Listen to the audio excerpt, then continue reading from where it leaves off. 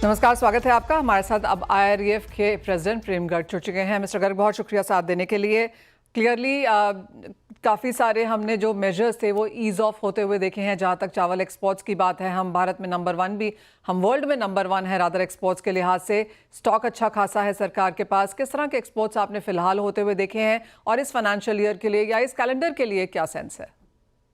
नमस्कार मनीषा जी। अभी जैसे रोड टैप पीछे कंफ्यूजन था, काफी गवर्नमेंट की तरफ से किया गया था, क्योंकि इसके अंदर एक नए HR कोड्स वगैरह इशू किए गए थे, उसके साथ लिंकेज नहीं बन पा रही थी। तो अभी वो जो लिंकेज बना दी गई है गवर्नमेंट की तरफ से, कल एक नोटिफिकेशन आया है, उसकी वजह से 0.9% जो पहले एक रोड टैप मिल रहा था, जो कि लोग समझते हैं कि एक्सपोर्ट का ये कोई बेनिफिट है, ये एक्सपोर्ट का बेनिफिट नहीं है।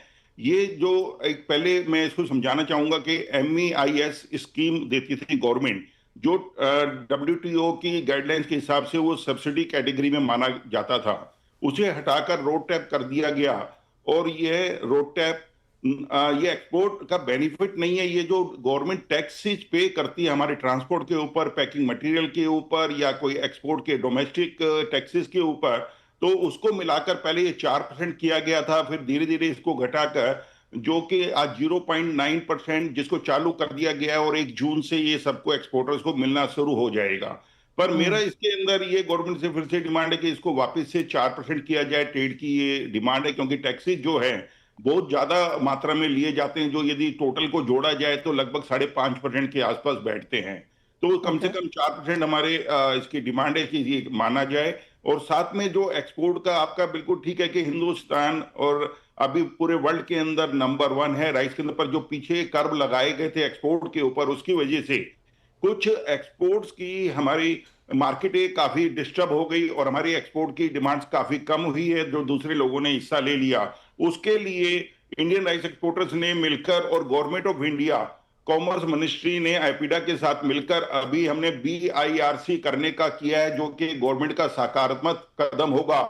जो भारत इंटरनेशनल राइस कॉन्फ्रेंस सितंबर के अंदर की जा रही है, तो जिससे पूरे वर्ल्ड के यहाँ पर लगभग 80 देशों के प्रतिनिधि यहाँ पर आएंगे, बायर्स आएंगे और गवर्नमेंट ऑफिशियल्स आएंगे, जिससे कि हमारे एक्सपोर्टर्स को बढ़ावा मिलेगा कि भी हम उसको एक्सपोर्ट को और पहले से ज्यादा कर सके। जो आज हमारा 40% का हिस्सा है, यदि पूरे एग्री का हिस्सा देखा जाए एक्सपोर्ट के अंदर भी इंडिया से, वो 40% का पूरे एग्री के एक्सपोर्ट के अंदर हिस्सा हमारा सिर्फ राइस ट्रेड का है, जो एक बहुत बड़ा हिस्सा है। और इसको हम बढ़ाकर 50% करना चाहेंगे। तो यही हमारी गवर्नमेंट से डिमांड है कि राइस की तरफ ज्यादा ध्यान दे, और इसके साथ में हम मिलकर जो भी तकलीफें जैसे पहले भी गवर्नमेंट हमारा साथ देती है, उसी तरीके से इसको हमारे ट्रेड के लिए साथ दे। वेल एब्सोल्युटली, जैसे आपने कहा कि एक्सपोर्ट इंसेंटिव चाहिए। आप एपिडा के साथ आप यहाँ पर काम कर ही रहे हैं और रोड टैप यहाँ पर बढ़ा के 4% किया जाए। साथ ही साथ मुझे याद है कि हम लास्ट टाइम जब बात किए थे तो आपने बीजों के बारे में भी यहाँ पर बात की थी। क्या उसके ऊपर कोई प्रोग्रेस है? जी बिल्कुल, एक ICR का इसमें प्रोग्राम किया गया और पीछे पूसा के अंदर अभी लास्ट वीक किया गया था, जिसके अंदर नई किस्म लागू की गई है, जिसके अंदर पानी की जो डिमांड है क्रॉप करने के लिए 30% पानी कम लगेगा। दूसरा, उसके अंदर जब पैदावार की जाती है तो हमारी अभी 2.5 2.6 टन की हमारी एवरेज आती है पैदावार की, वो उम्मीद है कि बढ़कर 3.3 तक हम पहुंच जाएंगे। जस्ट एक फाइनल नंबर यहाँ पर, किस तरह के एक्सपोर्ट्स आपको बनते हुए नजर आते हैं इस बार पिछले साल के कंपैरिजन में? अभी पिछले जब से एक्सपोर्ट खोला गया था, शुरू के एकदम से डिमांड काफी बड़ी थी, पर अभी डिमांड देखा जाए तो आप हमारे किसी भी पोर्ट्स के ऊपर एक वेसल पूरे काकीनाडा पोर्ट के ऊपर लगा हुआ है, बाकी किसी पोर्ट्स के ऊपर अभी वेसल्स नहीं है राइस के। जो हमारा 2 मिलियन टन मंथली हमारी एक्सपोर्ट होती थी, अभी घटकर वो 4 से 5 लाख टन मंथ के ऊपर आ गई है। और ये मुझे लगता है यदि ये डिमांड नहीं बढ़ी और ये जो हम कर्व ले रहे हैं अभी, जैसे BIRC हम करने जा रहे हैं, तो इसके सब करने से बेनिफिट मिलेगा कि हम वापस अगले साल जो मार्च का यदि महीना लें तो हम वापस 22 से 23 मिलियन टन एक्सपोर्ट के ऊपर पहुंच सकते हैं। ऑल राइट, प्रेम गर्ग जी, बहुत शुक्रिया साथ जुड़ने के लिए। तो क्लियरली काफ़ी सारा काम किया जा रहा है, कुछ आप चाहते भी हैं। जो एक्सपोर्ट के नंबर्स हैं वो एज ऑफ नाउ वीक नजर आते हैं, और जो आपकी मांगे हैं वो यहाँ पर सपोर्ट भी करेंगी प्राइसेस को, मार्केट को भी। तो क्लियरली आशा यही है कि सरकार इन मुद्दों को यहाँ पर देखेगी और हम वहाँ से कुछ क्लैरिटी आता हुआ देखेंगे।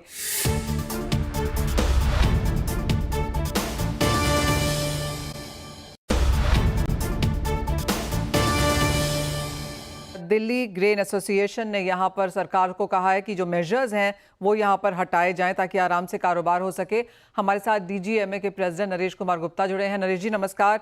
क्या कुछ मांगे हैं सरकार से और क्या कहा है आपने सरकार को, क्या दिक्कतें हैं यहाँ पर? हमने भारत सरकार से आग्रह किया है कि जब दालों के भाव पिछले साल में ज्यादा थे, उस समय उन्होंने जो weekly uploading stock data portal पर जो लिया था, तो आज उसकी, क्योंकि दालों के भाव एमएसपी से कम है, एमएसपी से 10-15% अरहर के, उड़द के, मसूर के, चने के, मटर के, सबके भाव जो है एमएसपी से कम है। तो इसलिए हमने ये आग्रह किया है कि भाई ये जो पोर्टल पर वीकली स्टॉक लोडिंग की जो जरूरत अब नहीं है, तो इसको हटाया जाए, इसको विड्रॉ किया जाए, क्योंकि व्यापारियों में फिर पैनिक हो रहता है और व्यापारी इससे कम काम करता है।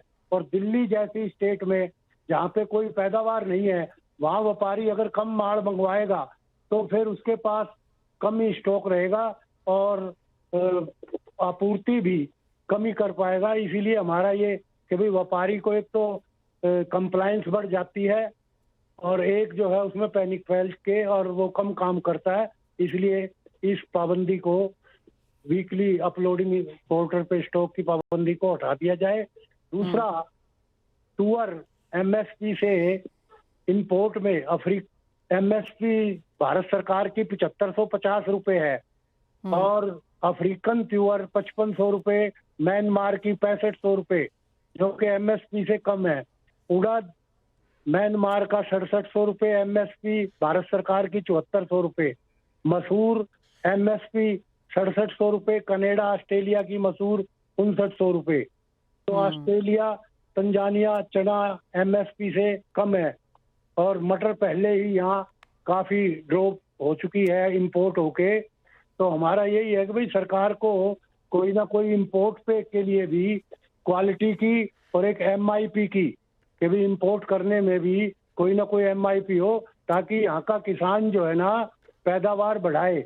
और इस तरह अगर उसको एमएसपी से कम भाव पे इंपोर्ट आएगा इंडिया में, तो फिर किसान जो है वो प्रोत्साहित नहीं होगा और वो पैदावार कम करने लग जाएगा। तो हमारा सरकार से यही है कि एक तो इस पे देखा जाए क्वालिटी पे इंपोर्ट की, और दूसरा जो है कि अब स्थिति बदल गई है। पहले स्थिति कुछ और थी, पिछले साल में हमें इंपोर्ट की जरूरत थी, आज हमारे पास सरप्लस है और एमएसपी से कम भाव है दालों का 10-15%। तो इसलिए नरेश जी आपकी बात बिल्कुल सही है और वो दो चीजें जैसे आपने कहा करने की जरूरत है। एक तो वीकली स्टॉक डिस्क्लोजर यहाँ पे कम किया जाए और दूसरा क्वालिटी और मिनिमम इंपोर्ट प्राइस यहाँ पर तय किया जाना चाहिए ताकि वो सस्ती दालें भारत में आना बंद हों।